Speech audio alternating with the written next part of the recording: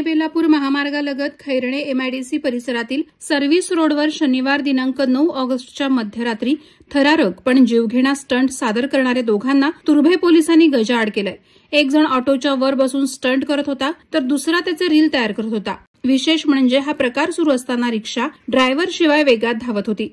या प्रकारच्या स्टंटमध्ये अनेक गंभीर धोके असतात। ऑटो रिक्षा ड्रायव्हर शिवाय सुरू असल्यामुळे वाहनावर कोणाचाही ताबा नव्हता, त्यामुळे ऑटो उलटू शकते आणि वर बसलेल्या व्यक्तीला किंवा बाजूने जाणाऱ्यांनाही गंभीर दुखापत होऊ शकते। रस्त्यावर अशी कृती पाहून इतर वाहन चालकांचं लक्ष विचलित होऊ शकतं, ज्यामुळे त्यांचाही अपघात होण्याची शक्यता वाढते। काही सेकंदांच्या रीलसाठी केलेला हा स्टंट स्वतःच्या आणि इतरांच्या जीवाशी खेळणारा ठरतो। मात्र रीलच्या नादात तरुणाई कोणत्याही थराला जाण्याचं धाडस करत असल्याने संताप व्यक्त होतोय।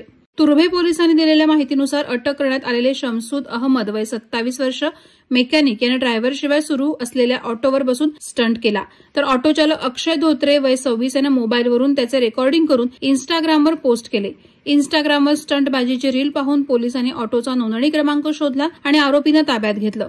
त्यांच्या विरोधात बेपर्वाईने वाहन चालवणं, जीवितास धोका निर्माण करणं या कलमांखाली तसंच मोटर वाहन कायद्यानुसार गुन्हा दाखल करण्यात आला, तसंच नोटीसही बजावण्यात आली।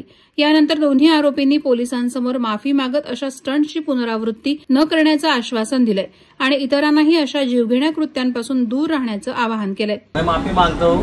मैंने रिक्शे पे बैठ के स्टैंड किया था ठाणे बेलापुर हाईवे पे, तो मैं इसके लिए माफी मांगता हूँ। कोई ऐसा वीडियो बनाओ मत, क्योंकि मेरी जान जा सकती थी, लोगों की भी जान जा सकती थी। रोड पे कोई आएगा तो मैंने याचा व्हिडिओ बनवलेला इथं स्टंट करताना, तर आज तुर्भे पोलीस चौकीत गुन्हा दाखल झालेला आहे। त्यासाठी माफी मागतो। कोणी व्हायरल आणि लाईकसाठी कोणी अशा चुकीचे व्हिडिओ टाकू नका, कंप्लेंट होऊ शकतो।